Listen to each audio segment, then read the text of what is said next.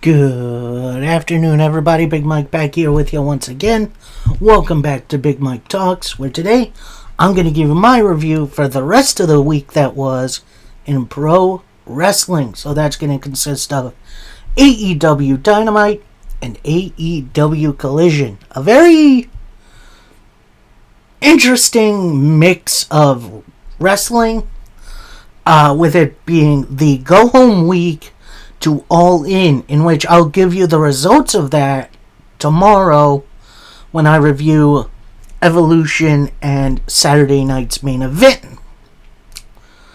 But for now, we're going to stick with AEW Dynamite. We get a nice card rundown for All In, which honestly is absolutely stacked, top to bottom.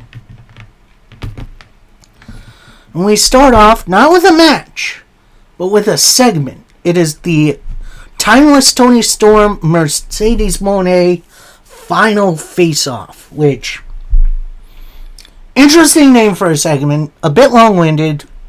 I get what they're doing here. So Moné comes out first, and she says, "Toni, I feel like we got off on the wrong foot when I first got here. But I'm not here to play nice, so let's get to it." This brings out, at that point, Timeless Toni Storm is on the Titantron first, where she says, "Only two things come from Texas, and I'm one of them. I'm so sick of the games. I'm the master of games like this.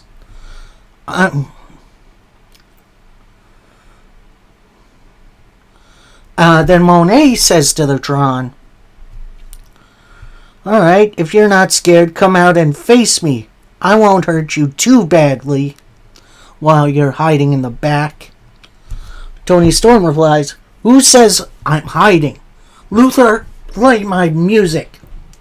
So Toni Storm's music hits and she comes out gloriously. And she's got a bottle of champagne and some glasses, which, that's kind of funny.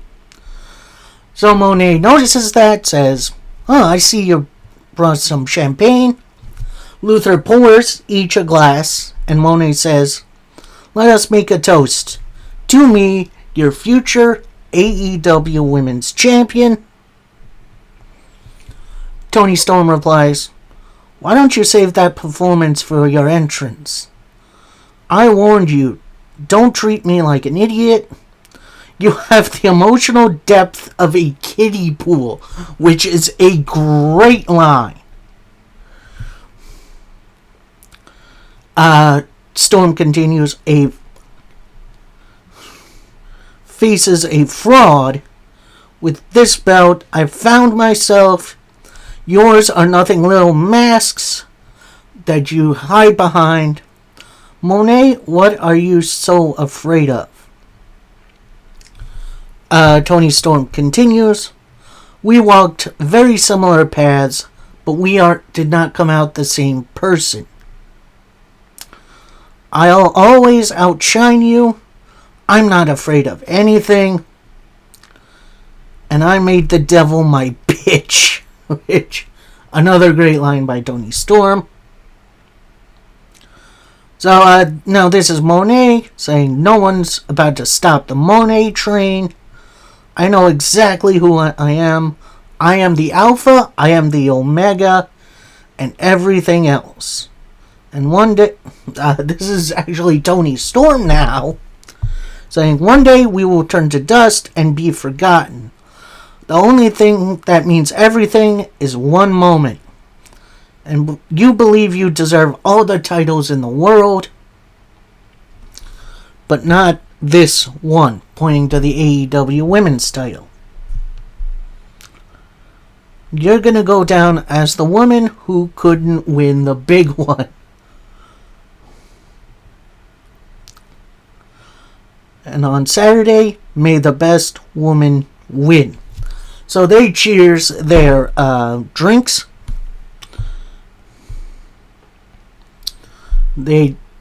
Toni Storm kind of chugs hers. Moné takes a little bit of her time.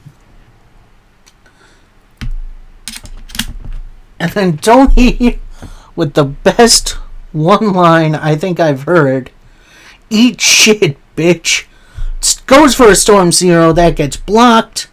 Monet rolls out of the ring. And yeah, that's the end of the segment. I'm surprised that went as long as it did. However, this was a great final setup for All In. Both combatants were ready to go. And I'm going to beat this drum as long as I can. Tony Khan, this should have been your main event. And I know. World titles should be the main event always. I get it. I think this had more to it than the Moxley Hangman match. Even though I was really invested in that match. But this feud was perfect. Absolutely perfect. Anyway, next we get a Jon Moxley kind of backstage promo saying, "I know what you're thinking. There was one battle long time ago. I was outsmarted and outmuscled. I haven't lost the war of attrition. Will you hold the line under pressure of everyone who's counting on you? I think you're a waste. You got a lot to prove. Texas Death, you're all in. And we'll see you Sunday." So, kind of a nice short and sweet promo from Jon Moxley. And it's one of those that makes the most sense. So, that was very nice. Then we see the Young Bucks arriving in their gaudy looking limousine, getting ready for their match later on. But our first match is a very, very strange one. It's Bandito teaming with Brody King to take on Konosuke Takeshita and Kyle Fletcher of the Don Callis family. And I'm going to say this. This was a very unexpected yet very underrated matchup. Takeshita and King doing the big hoss things, while you have Fletcher and Bandito mixing it up. It was pretty much all great. One point, Bandito goes for the 21 plex. That gets blocked. Takeshita with a kick. Fletcher with a moonsault, which that was crazy. 1 point, Brody King goes for his crossbody on the outside. Fletcher moves Takeshita out of the way. Gets back in the ring. Fletcher with a big elbow. Takeshita with a raging fire to pick up the win for the Callis family. Then you see Lance Archer and then Roppongi Vice get in. They're celebrating in the ring to close out the match. Again, very underrated little matchup. Nice little TV match as well. Next up, we get a video promo from the Outrunners, which I haven't heard from these guys in a while, where they say, "We sought to prove history. FTR helped us through the tough times. We stood toe-to-toe with the best, and we proved the Outrunners never give up.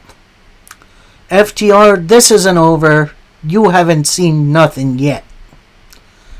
And then we get this weird joint interview with FTR and Stokely Hathaway and the Patriarchy. So that's Christian Cage, Nick Wayne, Kip Sabian, and Mama Wayne. So there's a lot of people in this area. So this is Stoke to start, saying, "I'm going to tell everyone how this is going to go down. We're going to run down the Outrunners because FTR is the best, and I expect nothing but success." Then Cage kind of turns to him and says, It's very clear you guys are focused. You're going to be our first choice after we win the tag team titles. And then Stokely kind of goes off a little, saying it is a complete injustice FTR aren't involved in the tag title match. But we're about to have another classic at All In. We'll be watching you. So they leave. And Nick Wayne says, let's see how this folds out. So, yeah, definitely going to be some interesting stuff going on for All In. As FTR and the Outrunners we're on the pre-show of All In, which is very, very weird. So next up, another underrated banger from AEW's mid-card, as we get Ricochet taking on Blake Christian. And this definitely started out a little slowly, but as soon as the Gates of Agony came out, we saw things step up in a big old way.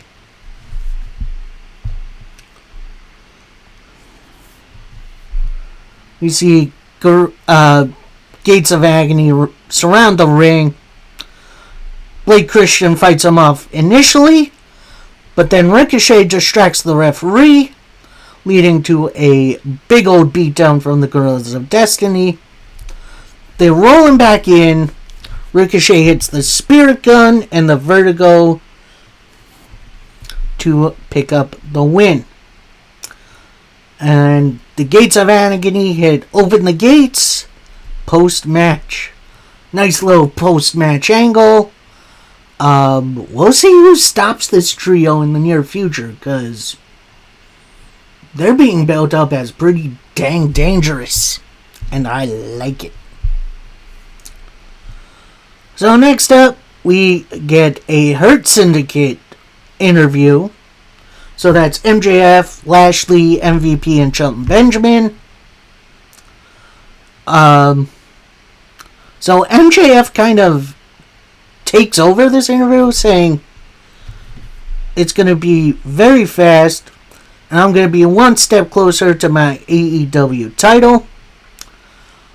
Someone doesn't walk in, but we see the rest of the Hurt Syndicate walk off, and then we hear a little jawing from the rest of the Syndicate. So MJF walks around the corner, and we see on a whiteboard Jet Speed, so that is Speedball Mike Bailey and Kevin Knight, taunting the Hurt Syndicate.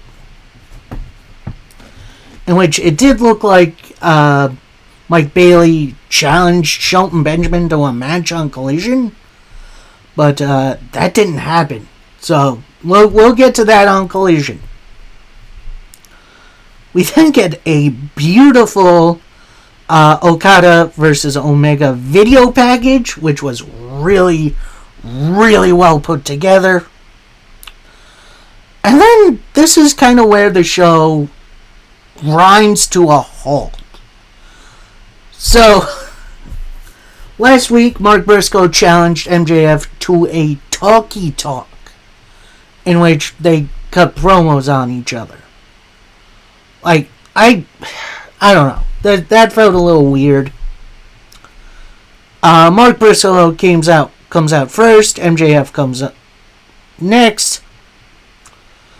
Briscoe starts off. That's exactly right. It's time to have our talkie talk. MJF interrupts, saying, the phrase talkie talk is the dumbest thing I've ever heard. Let me speak to you in a way you all understand. I sure hope Moxley mosey to All In, because I'll dog walk you. You don't know what you're thinking being in the ring with me, so no, I'm not going to participate in this talkie talk. So why don't you go take a walkie walk back to Delaware and feed your chickens? So Mark Briscoe replies, listen here, pickle. That gets a little tiny pickle chant going. What you need is a country ass whooping, And that's coming on Saturday. Saturday will be here before we know it. Because Saturday is ass whooping day. Today is talkie talk day. And you come out here and berate me. Yes, I'm proud to be a country boy. I'm proud to work for my money. But you're supposed to be a rich guy, right? I got riches too. I got family, I got friends, I got a roof over my head. But something you don't understand because you're bankrupt. MJF, you're morally bankrupt. And I see right through you. And I know you want to talk some dumb shit about my brother, Jay Briscoe.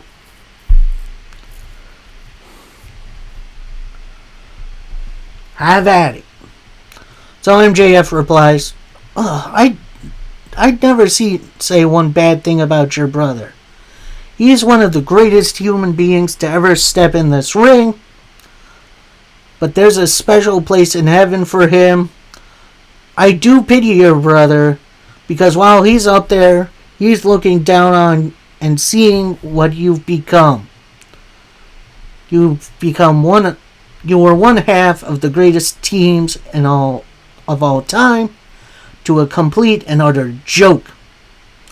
And I'm willing to bet I know what your brother would have said to you if he was here.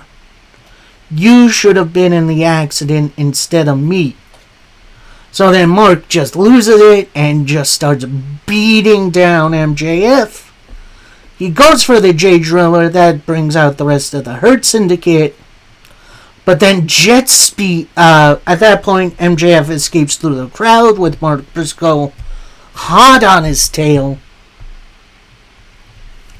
Then all of a sudden, jet speed come out, attack the Hurt Syndicate from behind, tossing him into any piece of furniture they can find. And then the Patriarchies come out. They attack Lashley and MVP on the ramp with a couple of chairs. And they pretty much Pillmanize Bobby Lashley's leg. So Cage lays down a chair under Lashley's leg and just sandwiches it. So that's a little nuts.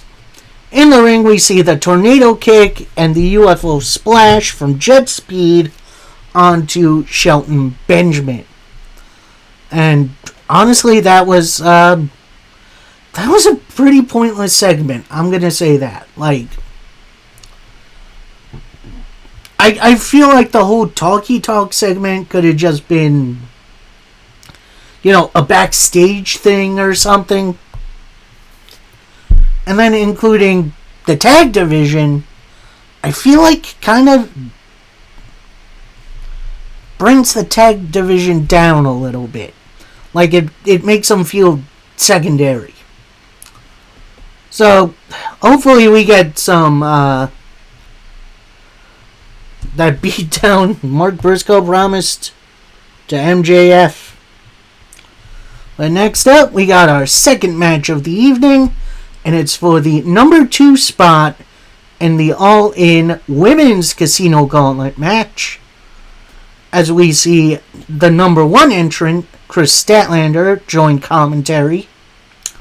So our competitors tonight, Megan Bayne, Ty Mello, Queen Aminata, and Thekla. So, this was chaos. Like, this was complete chaos incarnate, and I loved every single second of it. Really, really neat back and forth. One point, we see Thekla hit a big old spear, only to get it 1 count. Queen Aminata goes for a neck breaker, but that gets blocked into a roll-up for a 2. Megan Bayne with an off-with-her-head clothesline. Queen Aminata with a off-with-her-head clothesline. But as she's making the pin, Penelope Ford, who's on the outside, pulls out Aminata to the outside, and they both brawl. Megan Bayne with a big old clothesline, a power bomb to pick up the win, and become the number 2 entrant in the gauntlet match.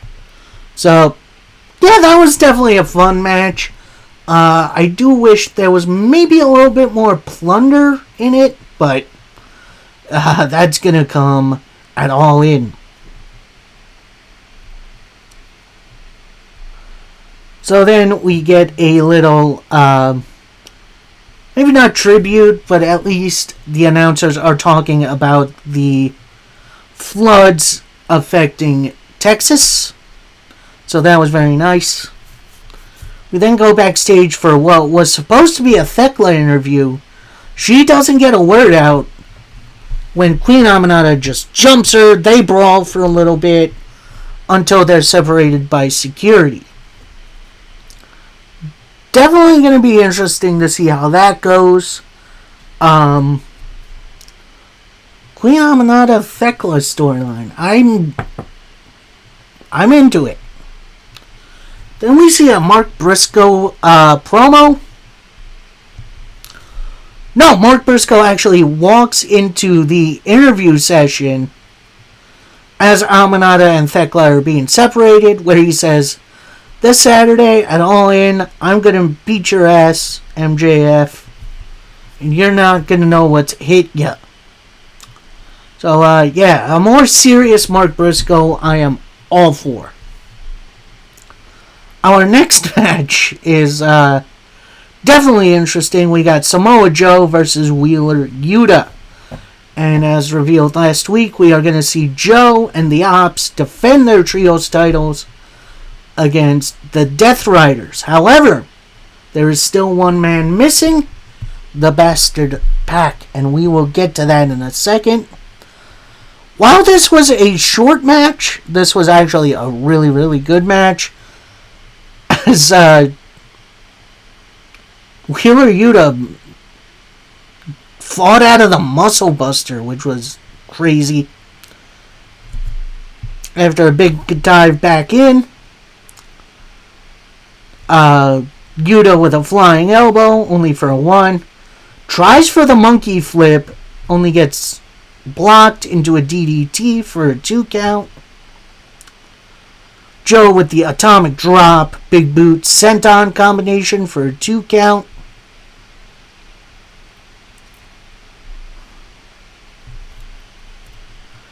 One point, Yuta goes for an axe handle off the top. Joe does his little walk-off gimmick. Then he gets tossed to the outside. Yuta goes for a dive. And Joe just kind of does it again, which, honestly, that was hilarious. After a roll-up attempt by Yuta for a 1 count, Joe immediately locks in the Coquina Clutch for the submission win. And this brings out who I originally thought was Claudio Castagnoli. It is the returning Gabe Kidd. And it seems like he is going to be the third man in the trios match. A just complete and utter beatdown on Samoa Joe.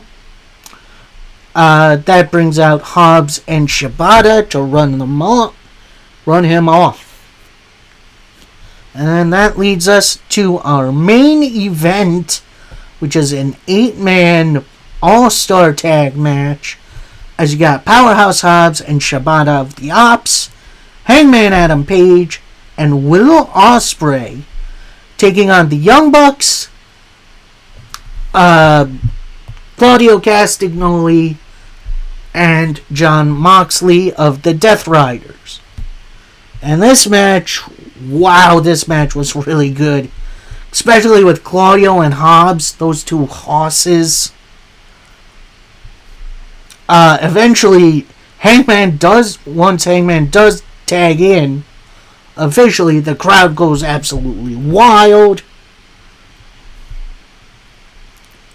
He gets all of his stuff in. Then there was a segment where everyone pretty much got their stuff in. Young Bucks with an EVP trigger, couple of dives, Claudio with a neutralizer, and then finish it up with a Moxley Bulldog choke for your winners, the Young Bucks and the Death Riders. And to finish, Moxley does not let go of the hold. Everyone joins in on a beatdown on Hangman. Kid and Yuta come out and join in as Marina Shafir pulls something out of her back pocket. It's clear plastic bags. And as they're about to put it on Ospreay, Hangman, and Hobbs, Swerve comes on the Tron. He says, everything up to this point has been about control, and this is how vengeance is served. It then pans out to a big backhoe that somehow Swerve gotten a hold of, and he crushes the Young Bucks limousine.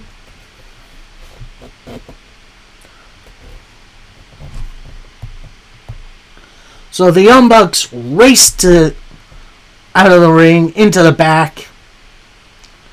At that point, the Ospreay and the Hangman start to fight back on the Death Riders. And then Swerve gets out of the backhoe, leaves the limo destroyed. Hangman going for a buckshot lariat on Moxley. Claudio pushes Moxley out of the way, takes it himself. And Moxley gets back in, couple uppercuts and clotheslines. And that's when Hangman pulls out an old trusty chain of his. And as he's going to choke Moxley, Shafir gets Moxley out of the ring and away from danger. We then cut to the Young Bucks arriving at their destroyed limousine. Prince Nana walks up. He's laughing. He's like, look at this. And then Nana tells him to look over there. There's Swerve, and he does a Swerve stomp to the Bucks off of the backhoe. And honestly, that was a crazy segment to end the Go Home episode for Dynamite. Honestly, AEW has been doing such a good job telling these stories like they have been. It's definitely going to be interesting how they finish the story. Little hint, hint. At All In. But before we get to that, we get to AEW Collision. As we start off with the Don Callis family.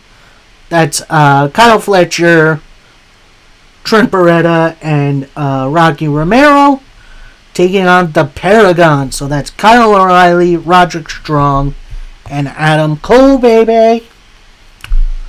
And this was really, really dang good. Really nice back and forth with these bunch of teams. One point we see Adam Cole go for the boom that gets blocked. Fletcher comes in with the combination strikes, big boots, hits a super suplex, a super kick. But then Cole hits a Panama Sunrise for 2. That gets Trent and then Rocky Romero tag in. They go for Strong Zero, which gets blocked. Cole with some strikes, super kick, lowers the boom to pick up the win for his team. In post-match, Kyle Fletcher gets in the ring one-on-one with Cole, and they have a little face-off before Fletcher backs off. Now, before I continue, All In, it was supposed to be Fletcher versus Cole for the TNT title, but sadly Cole had to vacate it due to not being cleared to compete. I believe it was revealed that Cole is suffering from concussion symptoms, and it might be so bad that he might not wrestle again. Which, fingers crossed that's not true, but Yeah, Cole had to vacate the title at All In. Then we get another Jon Moxley versus Hangman Page hype video for All In. And then a card rundown for All In. And then we get a Technician by Taz segment in which he covers, I believe it was Takeshi's Raging Fire. Which, great move. I do kind of miss those segments.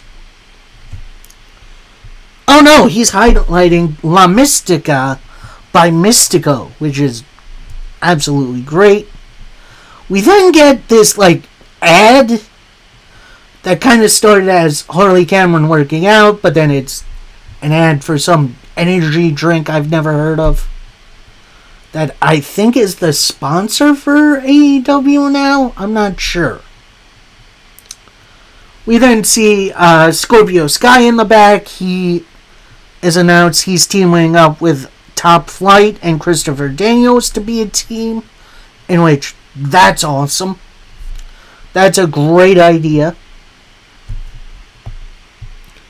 Then we have an absolute banger of a match. As we got Mystico taking on the Beast Mortis. And honestly, this finesse versus power match was absolutely perfect. And I mean that, absolutely perfect. They went move for move, tit for tat.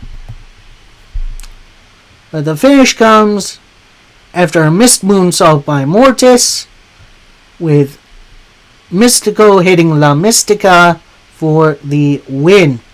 And as he's celebrating, we see what I thought was just mystical highlights on the Titantron.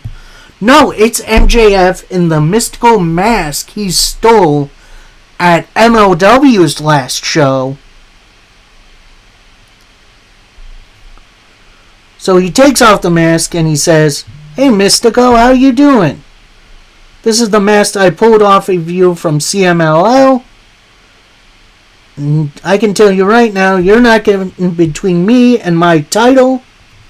I'm going to be pinning Mark Briscoe in 3 seconds. And if not, I'm just going to run through you all once again. And I'm going to show the world your ugly face." So that was a nice little setup for Mystico. Then we get a sit-down Mark Briscoe promo where he says, "MJF, I am coming to win. I don't care who shows up. It's what I do. At this point, it's become personal. I knew you'd talk bad about my brother, and in 24 hours, I get my hands on you. My family is sitting there while you disrespect my brother, and you tell me to go back home to Delaware, whether I win or not. MJF, at this point, I've got to whoop your ass, and I'm coming for it on Saturday." I think that's what the talkie talk should have been. Just a nice little backstage promo between the two of them, instead of what we had on Dynamite. Then we get a Hangman Page interview in which he starts,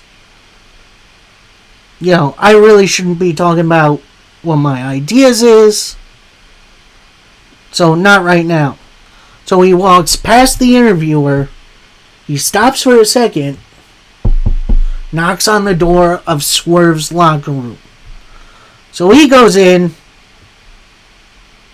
Swerve's like, "Not now, man, I'm not in the mood."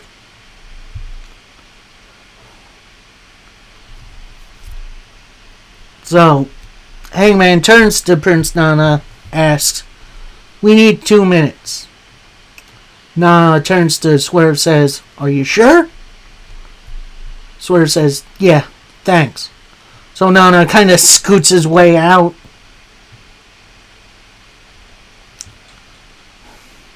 Swerve then says, "I know what this is all about. You're asking me for help. No, I'm going into a suicide mission, and I should have done something from 2 years ago. So Hangman then sits. Swerve sits down in the seat.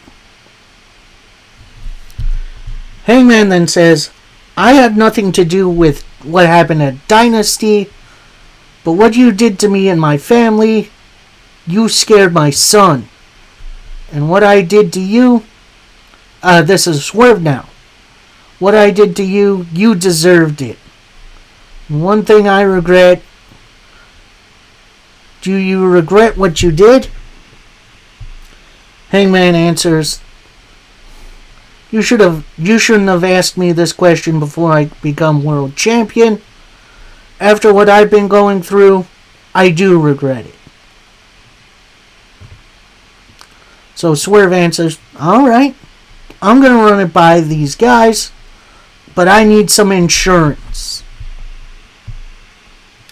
I'll stand by, but that house, I was planning to raise my kids there, have my grandkids there. And it's time to let go of the past. So Hangman goes to leave, goes to leave. Swerve is kind of sitting there for a second. And then he notices something on the ground. He picks up Hangman's chain that he had from Dynamite. So then Hangman comes back and says, yeah, hang on to that. And leaves again. So, yeah, definitely noticing some patterns here with this and Cody Rhodes' road to WrestleMania 40. Definitely similar. So next, I don't know what was officially supposed to be next, but out comes Moxley and Marina Shafir. Moxley gets on the microphone and says, What the hell was that? Hangman, we got a Texas death match, kiddo. It's time for you to get your head on straight. Hangman, you're no cowboy, you're a bitch. And I'm telling tell your family not to come to All In. It's between me and him. And some real cowboy shit Saturday. You got 48 hours, cowboy. Then we're coming for you. And then Mox and Shafir just leave. So, kind of a real nothing burger, retreading some old promos. But it's fine. Next up, a big old 8-man tag team match players. So we got FTR, so that's Dax Harwood and Cash Wheeler. The Patriarchy, which is Christian Cage and Nick Wayne, take on the team of Turbo Floyd and Truth Magnum of the Outrunners, and Speedball Mike Bailey and Kevin Knight of Jet Speed. And this match was super underrated. Like, all these teams worked really, really well together, especially FTR and Jet Speed. Like, I don't know if they've had a match against each other on the indies somewhere, but they worked really, really well together.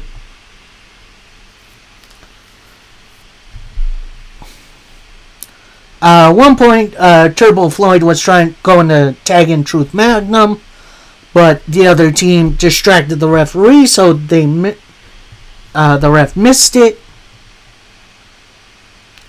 Eventually, Bailey gets in, drop kick, couple of kicks, shooting star for a 2 count. Dax with a big old neck breaker. FTR go for the Shatter Machine, but that gets interrupted by the Outrunners. Speedball with a roll-up for a 2 count. Christian Cage then has the spear lined up. Kevin Knight pretty much gets out of the way. Cage hits Dax. Attempts the unprettier, but that gets blocked into a power slam DDT combination. Speedball Mike Bailey with a tornado kick. Kevin Knight with a UFO splash.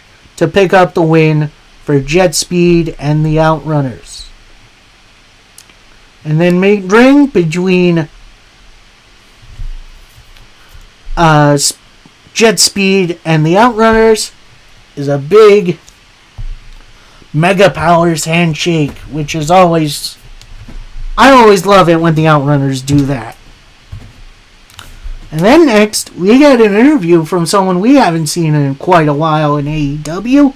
It's Big Boom AJ from the Costco guys, saying, I am here because tonight I called out the Callis family. You may have a family, but so do I. And I need an assortment. I need a conglomeration. So in walks Tomohiro Ishii and Hologram. This brings in the Callis family, with Callis saying, oh, you want that match? Well, there's only 3 of you and 4 of us. This brings out Kyle O'Reilly, who's doing all kinds of karate poses and stuff, who says, how about this? For one night only, it's the full return of the conglomerate, Kyle O'Reilly to the conglomeration. So that match is set up for the pre-show. So then we get a little FTR promo, in which I did kind of miss it, but I got the gist of it, with FTR challenging the Outrunners for 0 Hour for All In. Then we get this underrated maybe match of the week, as we got Katsuyori Shibata taking on Gabe Kidd, a little teacher versus student matchup.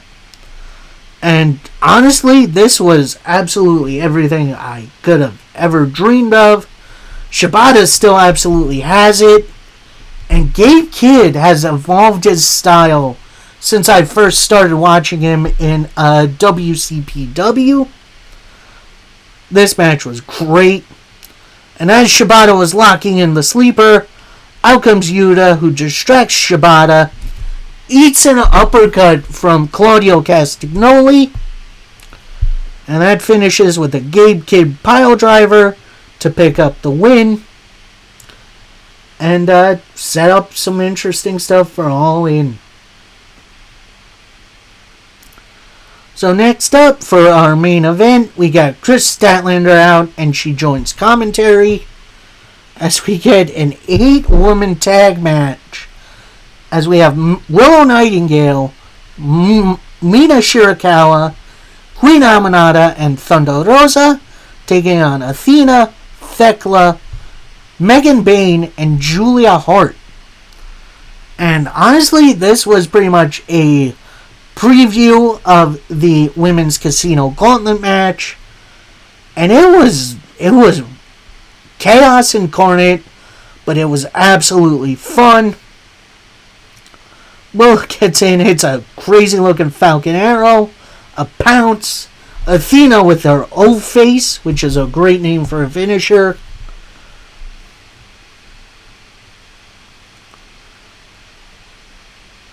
Thekla with a big old spear, tags in Julia Hart, hits a moonsault for a 2 count. Then everyone pretty much gets in, bunch of superplexes off the board. So at one point, Thekla was going for a big superplex. Athena, then Queen Aminata then grabs Athena, tosses her into a barricade. Megan Bayne with a big spear.